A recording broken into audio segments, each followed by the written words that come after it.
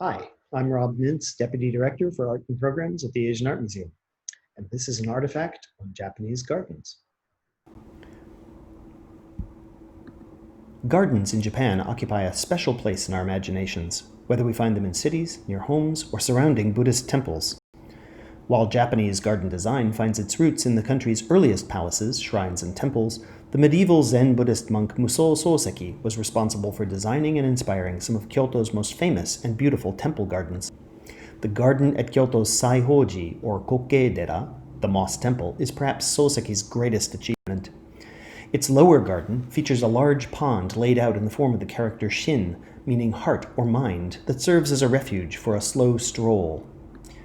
Its upper garden is called Kare-sansui, or dry landscape, with stones arranged to suggest the flow of an imagined waterfall.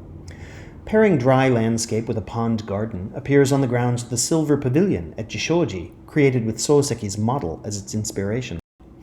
The dry landscape features of this garden reach much farther, as they create abstract forms that are evocative of landscape features, yet far from specific in their references. This combination of abstract forms and evocative compositions reveals the dry landscape's connection to the long tradition of Chinese landscape painting. Works of art, including this screen in the Asian Art Museum collection, present an arrangement of landforms depicted in ink surrounded by empty space that becomes sea, clouds, and sky in our imaginations. Like islands surrounded by the sea, the famous rock groupings in the garden at Kyoto's Ryoanji do pretty much the same thing.